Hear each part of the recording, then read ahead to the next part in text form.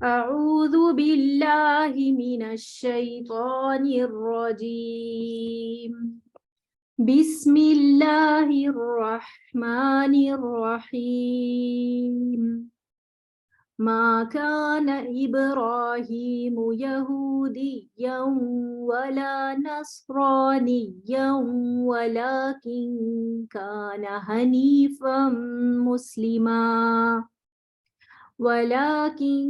كان حنيفا مسلما وما كان من المشركين صدق الله العظيم رب اشرح لي صدري ويسر لي أمري واحلل عقدة من لساني يفقهوا قولي واجعل لي وزيرا من أهلي اللهم فقهنا في الدين اللهم أرنا الحق حقا وارزقنا اتباعه وأرنا الباطل باطلا وارزقنا اجتنابه آمین یا رب العالمین۔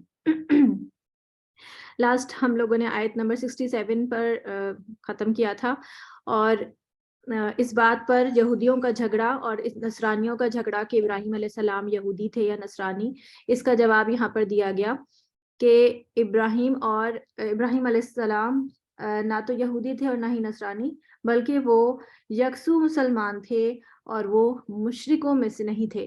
اللہ تعالیٰ نے ان کو اپنا خلیل منتخب کیا تھا، اور کسی کے ساتھ نسبت جو جوڑی جا رہی تھی، یہ لوگ جیسے جوڑ رہے تھے کہ ابراہیم علیہ السلام ہمارے اینسسٹرز میں سے ہیں، تو سبھی جو ہے آپ دیکھ رہے ہیں کہ وہ سبھی اسحاق علیہ السلام کی چین ہو، چاہے اسماعیل علیہ السلام کی چین ہو، یہ سب جو ہے وہ ابراہیم علیہ السلام کی آل اولاد میں سے تھے۔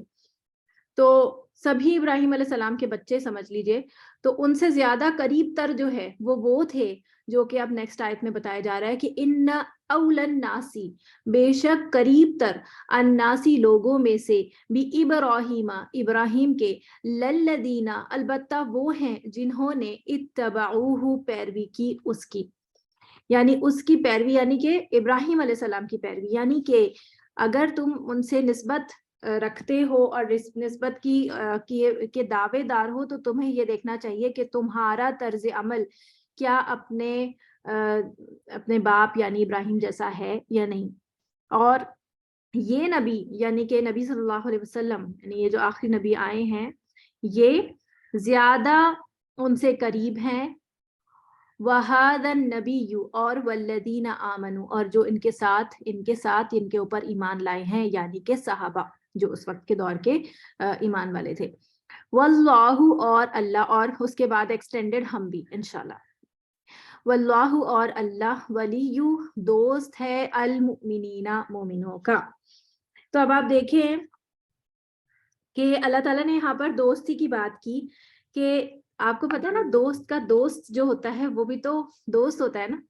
کبھی آپ نے نوٹس کیا ہو کہ اگر آپ کی کوئی بہت بیسٹ فرینڈ ہے اور اس کی کوئی اور دوسری بیسٹ فرینڈ ہے، تو وہ بھی آئی ہو تو ایک ٹرائیو بن جاتا ہے، سبھی آپس میں دوست ہو جاتے ہیں۔ ویسے خواتین کی زیادہ کمی ہوتی ہے اس طرح سے، مردوں کی ہو جاتی ہے، خواتین تھوڑی جیلس ہو جاتی ہیں اس بات پہ کہ اس کی مجھ سے زیادہ دوستی کیوں ہے، لیکن مردوں کی جو ہے وہ بہت زیادہ ہوتی ہے کہ دوست کا دوست بھی بہت دوست ہوتا ہے۔ تو اسی طرح جو ہے وہ ابراہیم علیہ السلام کا بھی یہی اللہ تعالیٰ نے نسبت دی کہ وہ میرے دوست تھے، تو اب ان کے ساتھ جو نسبت، یعنی ان کے جو طریقے کو فالو کرنے والے ہیں، ان کے جو دوست ہیں، وہ بھی اللہ کے دوست ہیں۔ اس طرح سے اللہ نے اس طرح نسبت دی ان کو، یعنی اتنا شایان شان۔ اللہ کی خاطر دوستی، یعنی کہ اللہ کی خاطر اگر وہ دوستی رکھتے ہیں اور اللہ کی خاطر محبت رکھتے ہیں، تو اللہ بھی ان سے دوستی رکھتا ہے، اللہ بھی ان سے محبت رکھتا ہے۔ اب آپ دیکھیں کہ یہ بات کہ اللہ کی خاطر دوستی رکھنا اور اللہ کی خاطر جو ہے وہ عداوت رکھنا، کیونکہ پیچھے ہم نے پڑھا کہ کہ کافروں کو، مسلمانوں کو کافروں کو دوست نہیں بنانا چاہیے، اور پھر کیا بتایا کہ ان کو دوست بنانا چاہیے جو کہ مسلمانوں سے قریب ترین ہے، یعنی کہ ابراہیم علیہ السلام۔ تو ابراہیم علیہ السلام کے طریقے کو بیسیکلی دوست کے دین پر ہوتا ہے، یہ بات آپ کو میں نے پہلے بھی بتائی تھی کہ دوست کے دین پہ ہوتا ہے۔ تو جیسا انسان اپنے دوست، یعنی جتنی لائکنگز اور ڈس لائکنگ کے ساتھ انسان دوست بناتا ہے، اور پھر ایٹ دا اینڈ وہ ایک دوسرے کے اوپر بہت سارا اثر ڈالتے ہیں۔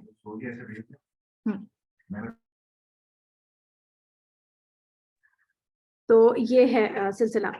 تو اب یہاں پر آپ دیکھیں کہ ابراہیم علیہ السلام کے بارے میں نبی صلی اللہ علیہ وسلم نے فرمایا کہ اِنَّ لِكُلِّ نَبِيٍّ وُلَاتٍ، یعنی ہر نبی کا کوئی نہ کوئی ولات، یہ بالکل وہاں سے ولایت سے دوست ہوتا ہے، من النبیین، نبیوں میں سے. اِنَّ لِكُلِّ نَبِيٍّ وُلَاتًا مِنَ النَّبِيِّينَ وَإِنَّ وَلِيِّي، اور میرا نبی، اور بے شک میرا جو ولی، میرا دوست جو ہے وہ ابی و خلیل ربی، وہ میرے باپ ابراہیم، یعنی کہ نام نہیں لیا، ابی اور خلیل ربی، یعنی کہ اللہ کے جو دوست ہے خلیل، تو یعنی کہ ابراہیم علیہ السلام، ان کو اپنے نسبت یا دوستی کا اللہ تعالیٰ نے، نبی صلی اللہ علیہ وسلم نے فرمایا.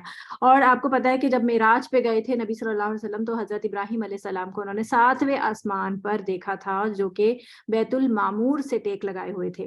بیت المعمور کیا چیز ہے؟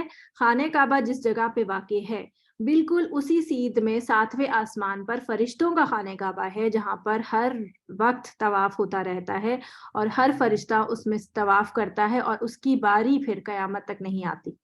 یعنی اتنے فرشتے ہیں اللہ کے کہ اس پہ ہم مستقل طواف کرتے رہتے ہیں، اور وہ بالکل آسمان پہ جو ہے وہ بالکل اسی سیدھ میں قبلہ ہے وہ، اور وہ بیت المعمور کہلاتا ہے، اور اس سے ٹیک لگائے ہوئے تھے حضرت ابراہیم علیہ السلام. تو یہ ان کی ملاقات ہوئی تھی ان سے. اس کے علاوہ معراج پہ اللہ تعالیٰ نے جو ہے اپنی امت کو سلام کہا تھا، اور اسی سے بس مجھے یاد آ گئی بات، تو میں نے اس میں ایڈ کر دی کہ اور اللہ تعالیٰ نے اپنی نبی صلی اللہ علیہ وسلم سے کہا کہ اپنی امت کو میری طرف سے سلام کہنا، اور ان سے یہ کہنا کہ جنت کی مٹی جو ہے وہ زرخیز اور عمدہ ہے، لیکن وہ ابھی بیرل ہے، یعنی خالی ہے. اگر تم اس کے لیے ہریالی کا بندوبست کر کے آنا. اور اس کے اندر ہریالی کیسے آئے گی؟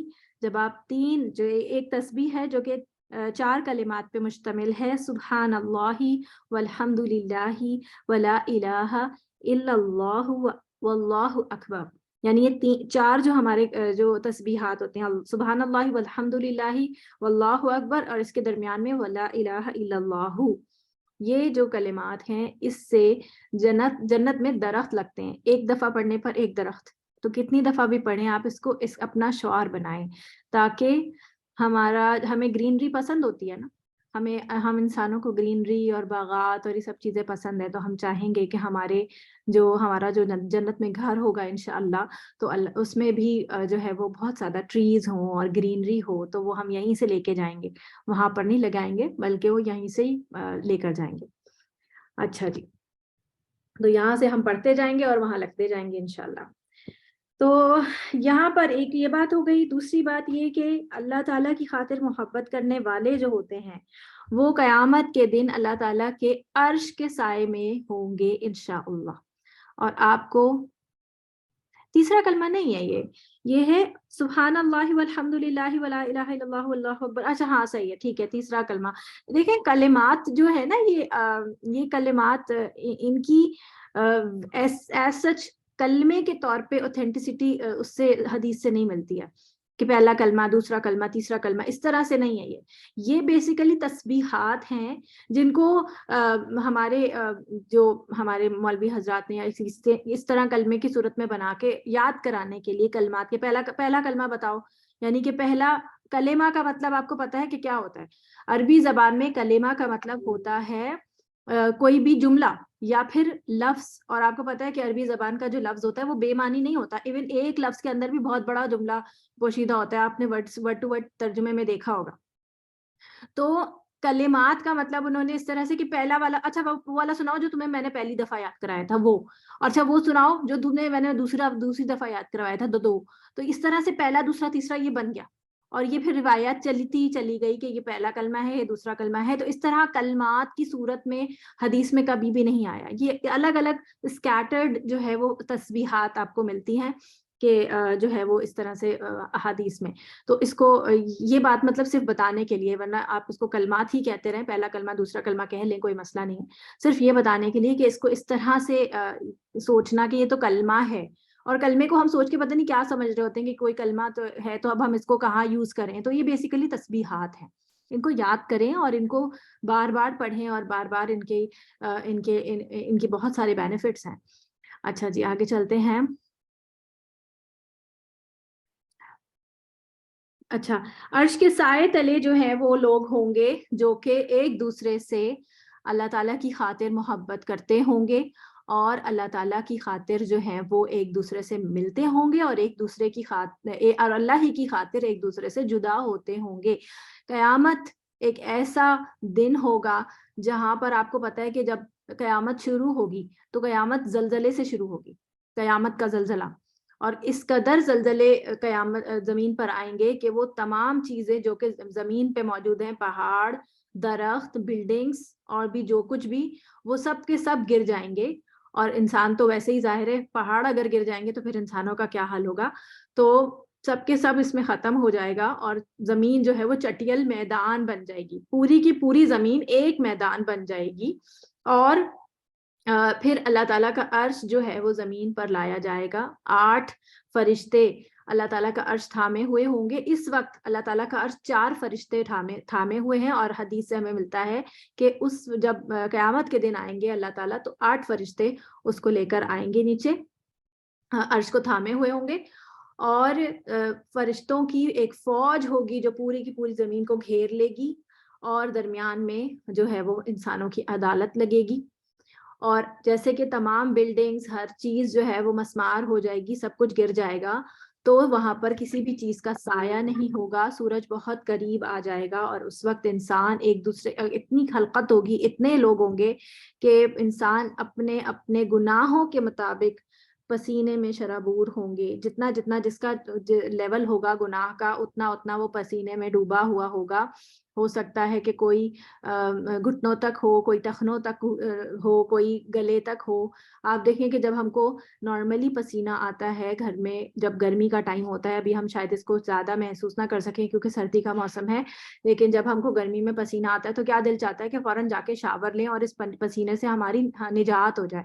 لیکن وہاں پر تو پانی کیا کچھ بھی نہیں ہوگا، سایہ بھی نہیں ہوگا، تو انسانوں جو ہے وہ حلق تک ان کے سوکھ رہے ہوں گے. اور صرف وہ لوگ جو خوش نصیب لوگ ہوں گے جن کو حوض کوثر نصیب ہوگا، ان کو پیاس کی شدت اور حدت محسوس نہیں ہوگی، قیامت کی حدت بھی محسوس نہیں ہوگی جو گرمی ہے. اللہ تعالی ہمیں ان لوگوں میں شامل کرے. اور انشاءاللہ کسی دن اس پر بھی بات کریں گے کہ کون لوگ ہوں گے جن کو حوض کوثر نصیب ہوگا اور کون ہوں گے جن کو نہیں ہوگا. اور ان ایسے لوگوں سے، ایسے کاموں سے ہم بچنے کی کوشش کریں گے انشاءاللہ. تو اس دن صرف اور صرف اللہ کے عرش کا سایہ ہوگا، کیونکہ اللہ تعالیٰ کا عرش زمین پر رکھا ہوا نہیں ہوگا بلکہ ایک طرح سے معلق ہوگا اور پھر جو ہے وہ درمیان میں اس کا سایہ بنے گا. تو صرف 7 قسم کے لوگ ایسے ہوں گے جو اس کے عرش کے سائے میں ہوں گے. اور وہ کون کون سے لوگ ہوں گے، ان میں سے پہلی کیٹیگری میں آپ کو بتا چکی ہوں کہ ایسے 2 لوگ جو کہ آپس میں اس لیے محبت کرتے ہوں کہ اللہ کو پسند ہے اور وہ اسی لیے ملیں اور اسی لیے جدا ہوں، تو ان کو اللہ تعالیٰ اپنے عرش کے سائے میں قیامت کے دن انشاءاللہ جگہ دے گا. اور اللہ تعالیٰ سے امید ہے کہ ہم لوگ جیسے کہ میں اور آپ سب اس وقت ہم ملے ہیں اللہ کی خاطر، اور جب ہم جدا ہوں گے تب بھی ہم اللہ کی خاطر جدا ہوں گے. اس کلاس سے آف لیں گے تو اللہ کرے کہ ہمیں اس عمل کے بدلے اللہ تعالیٰ اپنے عرش کے سائے میں جگہ دے اس دن جب کوئی اور سایہ نہیں ہوگا. آمین یا رب العالمین. باقی 6 قسم کے جو لوگ ہوں گے جن کو اللہ تعالیٰ قیامت کے دن اپنے عرش کے سائے میں جگہ دیں گے، وہ ہیں: پہلا عادل حکمران، یعنی عدل کرنے والا حکمران. اس کی ڈیٹیل میں ابھی آپ کو بتاتی ہوں. دوسرا، آپ لکھتے جائیے ساتھ ساتھ، عادل حکمران. دوسرا، جس کی جوانی عبادت میں گزری ہو، وہ شخص جس کی جوانی عبادت میں گزری ہو. اسی لیے کہتے ہیں نا کہ جوانی کی عبادت بہت مقبول ہے. اسی لیے جس کا دل مسجد میں اٹکا رہتا ہو، جس کا دل، یہ تیسری کیٹیگری ہے، جس شخص کا دل مسجد میں اٹکا رہتا ہو، یعنی بار بار اس کو مسجد یاد آتی رہتی ہو، گھر پہ بھی بیٹھا ہو تو مسجد یاد آ رہی ہے. پھر اللہ کی خاطر ایک دوسرے سے محبت کرنے والے. پھر کوئی ایسا شخص جس کو کوئی خاندانی خوبصورت عورت، خاندانی کا مطلب یہ ہوتا ہے کہ وہ پروسٹیٹیوٹ نہیں ہے، وہ خاندانی اور شریف، مطلب شریف نہیں، یا شریف بھی سمجھ لیں، مطلب خاندانی عورت کی دعوت گناہ صرف اس وجہ سے ٹھکرا دے کہ وہ اللہ کے سامنے کھڑے ہونے سے ڈرتا ہے، یعنی کہ اللہ کے خوف سے کسی خاندانی عورت کی دعوت گناہ کو ٹھکرا دے، وہ شخص جیسے کہ حضرت یوسف علیہ السلام، اور ایسا صدقہ کرنے والا جو اتنا پوشیدہ ہو کہ اس کے دائیں ہاتھ سے اگر وہ دے تو اس کے بائیں ہاتھ کو پتہ نہ چلے، یعنی پوشیدہ خفیہ صدقہ کرنے والا۔ پھر ساتواں ہے تنہائی میں اللہ کی یاد میں آنسو بہانے والا۔ یہ 7 کیٹیگریز ہیں، تھوڑا سا میں اس کو ایکسپلین کروں گی کہ عادل حکمران کون۔ آپ دیکھیں کہ صرف حکمران کا مطلب یہ نہیں ہوتا کہ کوئی حکومت کے اندر بیٹھا ہو، سیاست میں مبتلا ہو، بلکہ اس سے آپ پوری طرح ہر شخص کو مراد لے سکتے ہیں جس کے انڈر کچھ لوگ آتے ہوں، جیسے کسی فرم میں کوئی باس ہو، کسی گھر میں کوئی سربراہ ہو، کسی ماں کے بچے، یہ سب عادل حکمران، کیوں ہم سب جو ہیں وہ کہیں نہ کسی پر حکومت کر رہے ہیں، ہم کہیں نہ کہیں اوپر سپروائز کر رہے ہیں، تو یہ سب جگہ پر اپلائی ہو جاتا ہے۔ آپ اپنے ایز اے ماں اگر آپ سمجھیں تو تمام بچوں میں عدل رکھنا یہ بہت ضروری ہے۔ اسی لیے تو نبی صلی اللہ علیہ وسلم نے ایک دفعہ ایک شخص آیا تھا اور اس نے کہا تھا کہ میں اپنے ایک بیٹے کو اونٹ کا گفٹ دینا چاہتا ہوں، تو کیا میں اسے دے دوں؟ تو اس پر نبی صلی اللہ علیہ وسلم نے پوچھا تھا کہ کیا تم اپنے دوسرے بیٹے کو بھی یہی دے رہے ہو؟ تو اس نے کہا کہ نہیں، تو پھر انہوں نے کہا کہ مت دو، عدل کا تقاضا یہ نہیں ہے کہ تم ایک کو دو اور ایک کو نہ دو، یا شاید اس کے 2 ہی بیٹے ہوں۔ تو ہم اپنے بچوں میں مساوات اور جو ایک برابری ہے اس کو قائم رکھیں، ایک سے زیادہ محبت نہ کریں، ایک کو زیادہ مت ڈانٹیں، اس طرح کا ایک، یعنی اگر ڈانٹ رہے ہیں تو سب کو ساتھ ڈانٹیں، ساروں کو ہی ڈانٹیں، اور اگر پیار کر رہے ہیں تو سب کو ہی پیار کریں، سب ہی سے اتنا ہی لگاؤ ہونا چاہیے، ان کو ایسا فیل نہیں ہونا چاہیے کہ ہم ان میں عدل نہیں کر رہے۔ اور عدل اور انصاف میں نے آپ کو بہت اچھی طرح سمجھا دیا تھا کہ کیا ہے، کہ جس وقت جس کی جو ضرورت ہے اسے پورا کیا جائے۔ پھر جس کی جوانی عبادت میں گزری ہو، جوانی کی عبادت، آپ دیکھیں جوانی کی عبادت کے بارے میں اتنا زیادہ جو ہے وہ کیوں کہا جا رہا ہے؟ ایک منٹ، بابا نے کیا کہا ہے کہ لاسٹ، اللہ کے ڈر سے یا اللہ کو یاد کر کے، اللہ تنہائی میں اللہ کو یاد کر کے آنسو بہانے والا، ڈر سے ہو بھلے سے یاد کے لیے ہو، وہ ایک ہی بات ہے۔ اچھا، تو آپ دیکھیں گے جوانی میں نا ڈسٹریکشنز بہت زیادہ ہوتی ہیں، جتنا زیادہ انسان جو ہے وہ قوت اور اس میں ہوتا ہے اتنا ہی اس کے ہارمونز جو ہیں وہ ایکٹیو ہوتے ہیں، اور انسان کو دنیا میں جو اٹریکشن ہوتی ہے وہ زیادہ لگ رہی ہوتی ہے۔ آپ جیسے جیسے عمر میں آپ دیکھیں، جیسے میں آلموسٹ 40 کی ہونے والی ہوں، تو مجھے اب دنیا میں کم اٹریکشن فیل ہوتی ہے ایز کمپیئرڈ کہ جب میں 18-20 ایئرس کی تھی، تو اس وقت زیادہ محسوس ہوتا تھا کہ نہیں، دنیا اور اٹریکشن اور زیادہ محسوس ہوتی تھی، ساری چیزیں رنگینیاں زیادہ اچھی لگتی تھیں، اور اب تو ہے وہ تھوڑا سیٹلمنٹ آنا شروع ہو گیا ہے، صبر آنا شروع ہو گیا ہے۔ تو یہ جو جوانی کا اسپین ہوتا ہے وہ زیادہ ڈسٹریکٹیو ہوتا ہے، اسی لیے اس وقت ہی عبادت، اس وقت اگر اللہ کو ترجیح دی گئی ہے تو وہ زیادہ اللہ تعالیٰ کو مقبول ہے۔ پھر جس کا دل مسجد میں اٹکا رہتا ہو کا مطلب یہ ہے کہ اس کا دھیان جو ہے وہ مسجد میں لگا رہتا ہو، یعنی اس کا دھیان اللہ کے ذکر میں، اللہ کے دین میں اٹکا ہو، یعنی کہ اگر وہ دنیا کا بھی کام کر رہا ہے تو اس کے ذہن میں یہ ایک تو نمازوں کی حفاظت کرنے والا ہے، یہ بیسیکلی کہ ایک کے بعد ایک نماز کی حفاظت کرنے والا ہے، دوسرا یہ کہ اس کے ذہن پر اللہ جو ہے وہ سوار ہے اور وہ مستقل جو ہے وہ اس کے بارے میں سوچ رہا ہے اور اس کا دل وہیں اٹکا ہوا ہے۔ تو یہ صرف مردوں کے لیے نہیں، عورتوں کے لیے بھی ہو سکتا ہے کہ ہم نمازیں اپنی پراپر رکھیں، ہر نماز کی حفاظت کریں، اس کے علاوہ اللہ کے دین کے لیے کوششیں کریں، تو یہ اس میں ہم بھی اس میں شامل ہو سکتے ہیں۔ اللہ کی خاطر ایک دوسرے سے محبت کرنے والے، جیسے کہ میں نے آپ کو بتایا کہ جیسے صحابہ کی آپس میں درمیان میں محبتیں تھیں، کوئی غلام تھا تو کوئی جو ہے وہ مالک تھا، کوئی بہت امیر سردار تھا۔ آپ سوچیں کہ کچھ ایسے بھی صحابی گزرے ہیں جن میں سے ایک صحابی تھے، ان کا نام بھول رہی ہوں، عبداللہ، نہیں میں ان کا نام بھول رہی ہوں، حضرت عثمان غنی جو ہے وہ کس قدر امیر تھے، اور ایک میرا خیال ہے وہ صحابی نہیں تھے کیونکہ وہ بعد میں مجدد الافسانی تھے شاید، عبداللہ بن عبد العزیز، یہ مجدد ان کو کہتے ہیں، یعنی کہ ہر 100 سال کے بعد کوئی ایک شخص پیدا ہوتا ہے جو کہ دین کو ریوائیو کر دیتا ہے.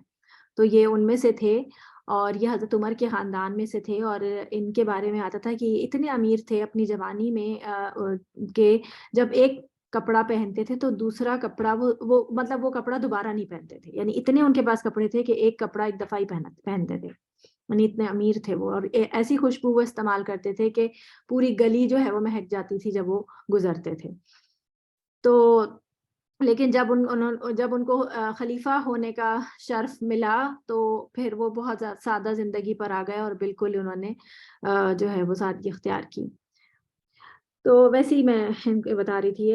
اچھا، آگے چھٹی جو کیٹیگری، 5ویں جو کیٹیگری ہے کہ کسی خاندانی عورت کی دعوت گناہ اللہ کے خوف سے ٹکرا دے. آپ دیکھیں کوئی پروسٹیٹیوٹ اگر کسی کو بلائے تو وہ اس کو ٹکرا دے تو سمجھ میں آتا ہے کہ چلو کراہیت کی وجہ سے، لیکن کوئی خاندانی عورت یعنی کہ جو بالکل ٹھیک ہو اور شکل صورت میں بھی خوبصورت ہو، اور وہ کسی کو بلائے، اور آپ کو پتا ہے کہ اللہ تعالیٰ نے، ہم پیچھے پڑھ کے آئے ہیں نا کہ زین للناس حب الشہوات من النساء، کہ عورتوں میں اللہ تعالیٰ نے جو ہے وہ اٹریکشن اتنی زیادہ مردوں کے لیے رکھ دی ہے کہ ان کے لیے مردوں کا سب سے بڑا مطلب آزمائش ہے ان کے سامنے.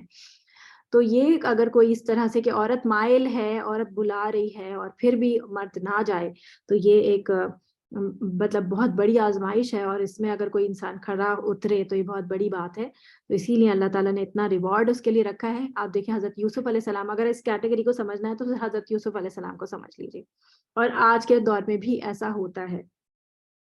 ایسا صدقہ کرنے والا جو پوشیدہ ہو، ایک ہاتھ سے دوسرے ہاتھ کو پتہ نہ چلے، یعنی کہ ہاتھ سے ہاتھ کو پتہ نہ چلے کا مطلب یہی ہے کہ گھر والوں کو بھی نہ پتہ ہو، اور خود بھی جو ہے وہ دے کے بعد بھول جائے، اس کو یاد نہ رکھے. اس طرح کا پوشیدہ صدقہ ہے. پھر 7ویں کیٹیگری، تنہائی میں اللہ کو یاد کر کے رونے والا. کیونکہ مجمع میں سب کے ساتھ جیسے اب ہم اجتماعی دعا کر لیں یا کچھ تو اس طرح سے تو آنسو نکل ہی آتے ہیں، لیکن اگر تنہائی میں تہجد کے ٹائم اس وقت اللہ کو یاد کریں اور اس وقت آنسو نکلیں تو یہ ایک بہت بڑی بات ہے. اور واقعی جو ہے وہ اس ٹائم پہ جو ایک خاموشی ہوتی ہے اور ایک اللہ تعالیٰ سے جو ایک کنیکشن بنتا ہے وہ عام پورے دن میں نہیں بن پاتا. اور یہی چیز جو ہے وہ سورۃ المزمل یا مدثر، غالباً ان دونوں میں سے کسی ایک میں کہی گئی کہ دن کو تو تمہیں بہت سے کام ہوتے ہیں، لیکن رات کو جو ہے، مزمل میں ہے کہ رات کو تم جو ہے وہ اللہ کو زیادہ یاد کیا کرو، اور اس وقت جو ہے وہ اللہ کے لیے کھڑے ہوا کرو، قیام کیا کرو. تو وہ تہجد ہے. اور آپ کو پتہ ہے کہ نبی صلی اللہ علیہ وسلم کے لیے تہجد جو ہے وہ فرض تھی، ہمارے اوپر فرض نہیں ہے، لیکن اس کا بہت زیادہ ریوارڈ ہے، بہت زیادہ. اگر کوئی انسان بستر چھوڑ کر اس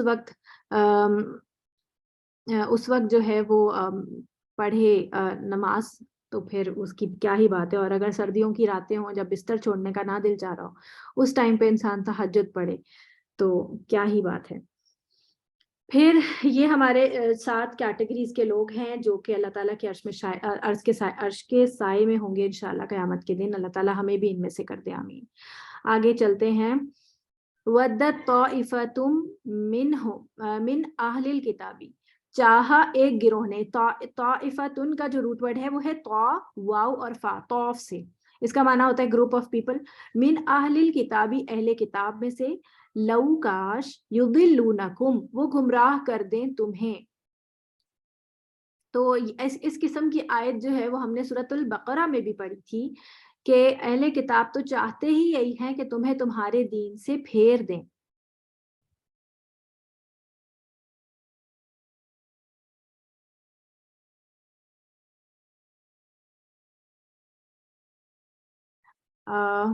اچھا جی، ایک منٹ.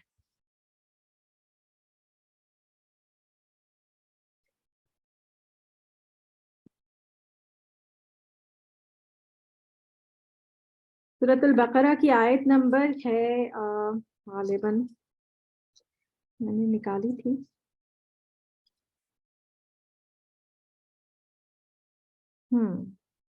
آیت نمبر 109 یہ آیت ہے. صدف یہ سورۃ البقرہ کی آیات تھی یہ ساری. آپ نے شاید کسی اور سورت کی بھیج دی ہے مجھے. ہاں یہ سورۃ آل عمران سے بھیج دی ہیں، یہ ساری آیات نا سورۃ بقرہ سے بھیج دیں پلیز مجھے. اچھا جی. وَدَّ كَثِيرٌ مِّنْ أَهْلِ الْكِتَابِ لَوْ يَرُدُّونَكُمْ مِّن بَعْدِ إِيمَانِكُمْ، یہ 109 آیت ہے، کہ چاہتے ہیں اہل کتاب کہ وہ کہ تمہارے ایمان کے بعد وہ تمہیں تمہارے ایمان سے پھیر دیں. اور کس وجہ سے؟ حسدم من عند انفسہم، حسد کی بنا پر، ایسی حسد جو کہ ان کے اپنے نفسوں کے اندر ہے. من بعد ما تبین لہم الحق، اس وجہ سے، اور اس کے بعد کہ جب ان کے اوپر حق واضح ہو گیا، حق واضح ہونے کے بعد ان کے دل میں جو حسد پیدا ہوئی ہے کہ یہ ہمارے سے زیادہ ان کے اندر جو ہے وہ آخری نبی آ گئے ہیں اور ہم جو ہیں وہ پیچھے رہ گئے، اور اب یہ ان کی سرداری ہو گئی ہے، مدینہ پہ ان کا راج ہو گیا ہے اور سب ان کو فالو کرنے لگ گئے ہیں، تو ان کے دل میں حسد پیدا ہو گیا ہے. اور پھر یہ اللہ تعالیٰ سورۃ بقرہ میں بتانے کے بعد فرماتے ہیں کہ فَاعْفُوا وَاصْفَحُوا حَتَّى يَأْتِيَ اللَّهُ بِأَمْرِهِ، تم ان سے درگزر کا معاملہ کرو اور انہیں اگنور کرو. ان اللہ علی کل شیء قدیر، بے شک اللہ تعالیٰ سب کچھ کرنے والا ہے. جب تک کہ اللہ تعالیٰ کا حکم نہ آ جائے تب تک تم ان کے ساتھ درگزر کا معاملہ کرو، ان سے کوئی بحث بازی مت کرو. ان کے دل کا حال تم کو اللہ تعالیٰ نے بتا دیا. تو یہی چیز یہاں پر بھی ریپیٹ ہوئی ہے. آپ دیکھیں کہ آج کی جو آیات آئیں گی وہ کافی اس سے ملتی جلتی آئیں گی سورۃ بقرہ کے ساتھ. یہ آپ نا نمبر نوٹ کرتے جائیے اور پھر یہ آیتیں آپ لوگ میچ کر لیجئے گا سورۃ البقرہ کے ساتھ. پھر آگے ہم نے پڑھا کہ یہ اس میں جو ہم پڑھے ہیں، چاہا ایک گروہ نے اہل کتاب میں سے کہ وہ تمہیں گمراہ کر دیں. وما یضلون، نہیں وہ گمراہ کرتے، الا انفسہم، بلکہ اپنے ہی نفسوں کو، وما یشعرون، اور نہیں وہ شعور رکھتے. یعنی وہ چاہتے ہیں کہ تم کو بھٹکا دیں، اور اس کوشش میں وہ خود اپنے ایمان سے چلے جاتے ہیں. اپنے جو بھی اگر انہوں نے گڈ ڈیڈز کی بھی ہیں اپنے دین میں رہتے ہوئے، تو وہ اس سے بھی ہاتھ دھو رہے ہیں، اور ان کو یہ باتیں خود بھی نہیں سمجھ آ رہی، یہ خود بھی اس بات کا شعور نہیں رکھتے، اپنے آپ کو زیادہ چالاک سمجھ رہے ہیں. تو یہ جو اس کا روٹ ورڈ ہے بعد لام لام، ٹھیک ہے.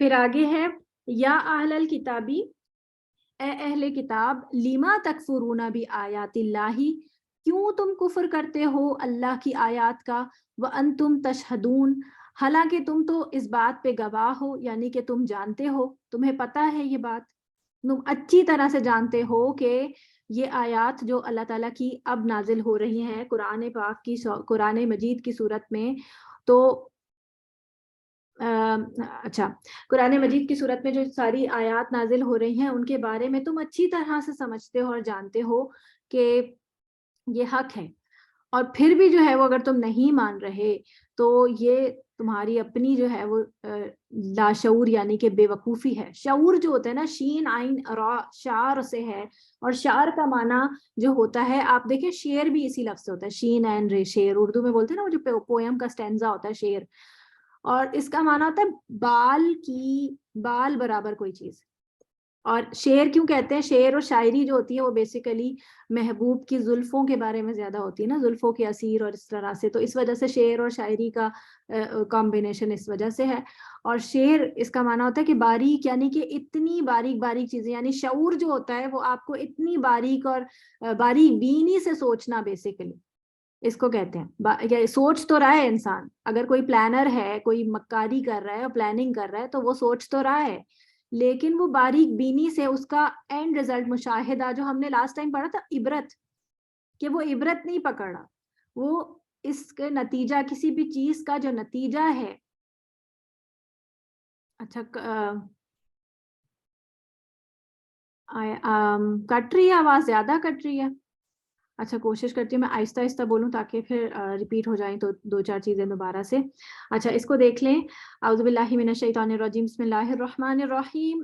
اس کو دیکھیں کہ ہم نے پڑھا کہ ایک گروہ تم میں سے، یہ اہل کتاب میں سے، اور یہ گروہ کون ہے؟ اس سے مراد ہے علماء. اس گروہ سے جو مراد ہے وہ ہے علماء، اور علماء کی جو جماعت یعنی کہ علماء یہود، یہ چاہتے ہیں کہ تم کو تمہارے دین سے پھیر دیں. اور یہ ہم نے سورۃ بقرہ کی آیت نمبر 109 میں پڑھا کہ وہ بالکل کہ ان میں سے بہت سے لوگ ایسا چاہتے ہیں کہ تم کو تمہارے دین سے پھیر دیں، اور جبکہ انہوں نے اس چیز کو سمجھ لیا ہے حسد کی وجہ سے. وجہ کیا ہے؟ حسد کی وجہ سے. اور یہ خود اپنے آپ ہی کو گمراہ کر رہے ہیں کیونکہ ان کو اس بات کا شعور نہیں ہے. شعور کا مطلب میں بتا رہی تھی کہ شین عین را شعر سے ہے, اور جو اردو میں شعر لفظ ہوتا ہے وہ بھی اسی لفظ سے ہے. اس کا لٹرل میننگ بال سے ہے, بال, بے الف لام بال. اور بال اس سے مراد یہ ہے کہ باریک بین, بال باریک ہوتا ہے نا, تو باریک بینی سے سوچنا یا باریک بینی سے مشاہدہ کرنا کسی چیز کا. تو ان کو اپنے ہی ایکٹ کا, اپنے ہی کام کا اینڈ ریزلٹ نہیں سمجھ آ رہا کہ ہم جو کر رہے ہیں اس کا نتیجہ کیا نکلے گا. ان کو خود سمجھ نہیں آ رہا. ان کو لگ رہا ہے کہ ہم بہت اچھا کام کر رہے ہیں اور ہم جو کچھ بھی کر رہے ہیں وہ اسی قسم مطلب وہ بہترین ہے اور ہم جو ہے وہ بہت کامیاب کام کر رہے ہیں. حالانکہ ایسا نہیں ہے. وہ جو ہے وہ اپنے ہی لیے اپنا ہی گمراہ ہو رہے ہیں. اور کیوں گمراہ ہو رہے ہیں؟ کیوں؟ اس لیے کیونکہ جو بھی اگر اچھے کام انہوں نے اپنے اس میں کیے ہیں, اپنے دین میں کیے ہیں, کیونکہ علماء ہیں ظاہر سی بات ہے, تو پھر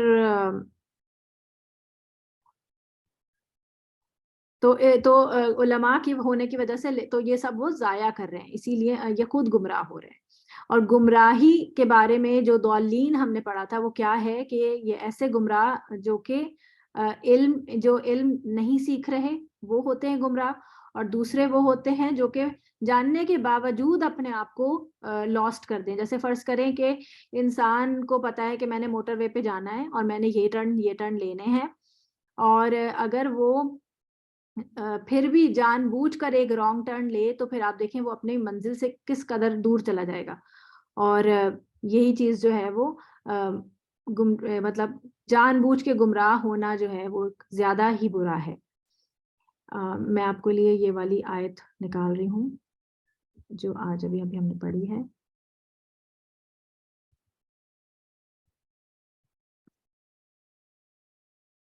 جزاک اللہ خیر صدف, آپ نے بھیج دی مجھے یہ.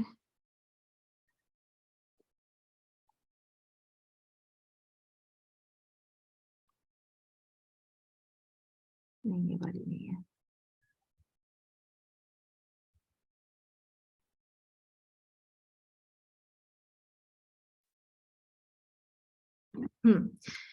دیکھیے آیت نمبر 109, وَدَّ كَثِيرٌ مِّنْ أَهْلِ الْكِتَابِ لَوْ يَرُدُّونَكُم مِّن بَعْدِ إِيمَانِكُمْ كُفَّارًا حَسَدًا مِّنْ عِندِ أَنفُسِهِم مِّن بَعْدِ مَا تَبَيَّنَ لَهُمُ الْحَقُّ فَاعْفُوا وَاصْفَحُوا حَتَّى يَأْتِيَ اللَّهُ بِأَمْرِهِ إِنَّ اللَّهَ عَلَىٰ كُلِّ شَيْءٍ قَدِيرٌ.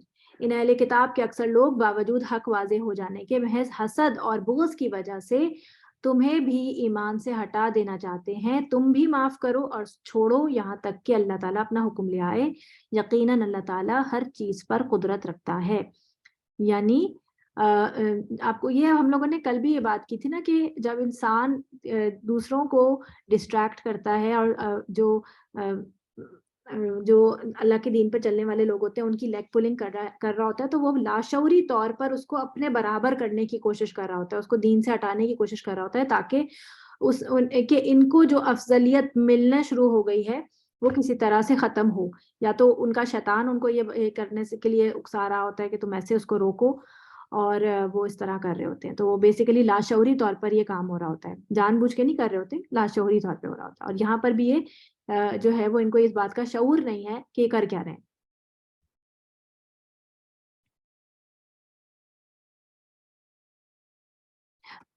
مغضوب علیہم تو یہی ہے نا علماء یہود, یہ زیادہ بڑے گناہگار ہیں ضالین سے. یہ تو جان بوجھ کر اپنے آپ کو گمراہ کر رہے ہیں نا. تو ضالین جو میں نے آپ کو بتایا تھا کہ وہ گمراہ ہیں, وہ گمراہ کیوں ہیں کہ ان کو پتہ ہی نہیں تھا, انہوں نے میپ ہی نہیں کھولا. انہوں نے میپ کھولنے کی یا راستہ پوچھنے یا جاننے کی کوشش ہی نہیں کی, بس کسی ایک طرف چل پڑے کہ کہیں نہ کہیں تو پہنچ ہی جائیں گے. اور مغضوب علیہم وہ ہیں کہ ان کو پتا ہے راستہ کیا ہے, ان کو پتا ہے اپنا سارا کچھ میپ کا پتا ہے, لیکن وہ جان بوجھ کر ایک رانگ ٹرن لیں تو وہ زیادہ بڑے گنہگار ہوئے اور زیادہ گمراہی کا شکار ہوئے. کہ جان بوجھ کے کون اپنے آپ کو بھٹکاتا ہے بھائی. تو ان کا یہ حالات تھے, ان کو پتا تھا ہر بات.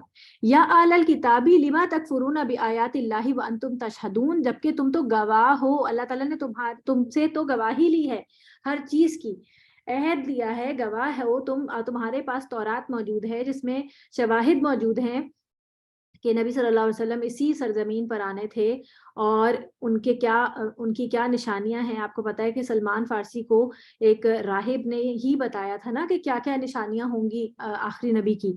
تو وہ ایک عیسائی راہب تھا جس نے ان کو بتایا تھا کہ ان کے کندھوں کے درمیان میں نبوت کی مہر ہوگی اور یہ کہ وہ ہدیہ قبول کریں گے, صدقہ قبول نہیں کریں گے.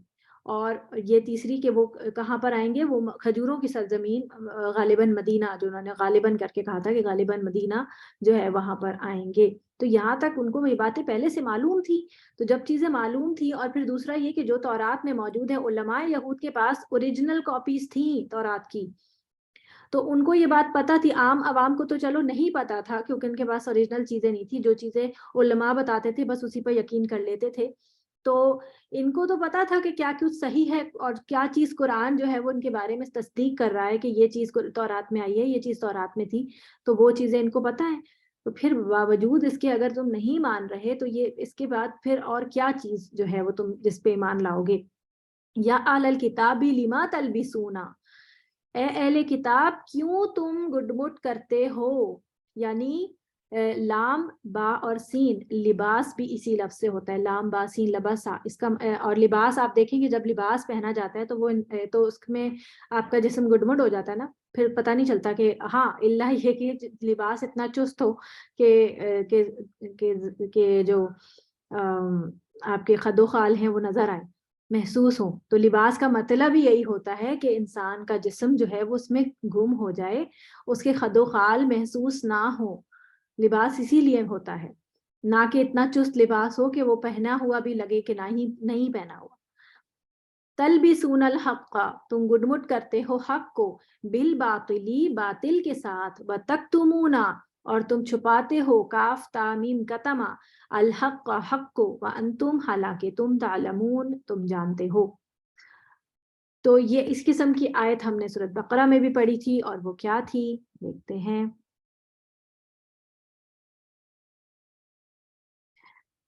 اچھا یہ آیت پیچھے پر چل گئی.